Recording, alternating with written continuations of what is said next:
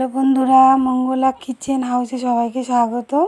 আজকের বানাবো মশলাদার খাস্তা বিস্কিট। দেখুন আমার বিস্কিটটা কেমন হয়েছে। আমি আজকে বানানোর জন্যে নিয়ে নেব চিনি, লবণ, লঙ্কার গুঁড়ো, কালো জিরে আর একটু কারি পাতা।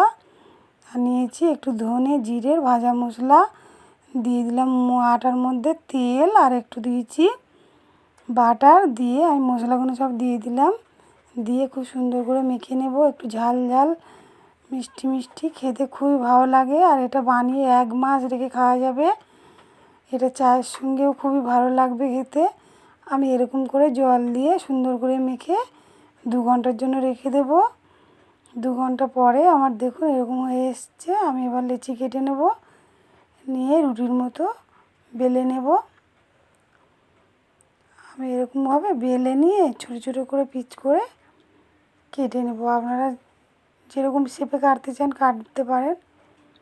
আমি এরকম করে বেলে নেব। আগে একটু পাতলা, খুব পাতলা করব না, খুব মোটা করব না, মিডিয়াম সাইজ করে আমি একটু বেলে নেব।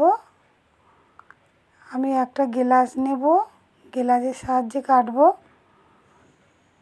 এই যে এরকম একটা গ্লাস নিয়ে চেপে চেপে এরকম ছোটো ছোটো করে আমি কেটে নেব। এরকম এরকম মোটা হবে।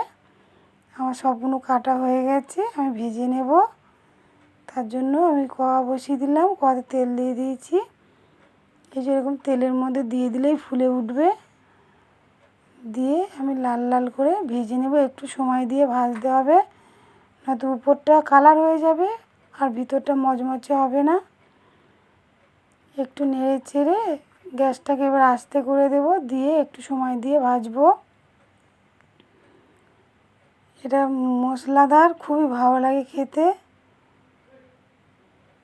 এতে আপনারা চাট মশলাও দিতে পারেন। আমি চাট মশলা আমার কাছে নেই, আমি দিইনি। আপনাদের চাট মশলা থাকলেও এর মধ্যে দিলে আরও ভালো লাগবে। এই যে এরকম লাল লাল হয়ে গেছে, একদম খাস্তা হয়ে গেছে। এবার আমি তুলে নেব। আমারটা ভাজা এরকমভাবে ভেজে তুলে নিলেই রেডি হয়ে যাবে। আপনারা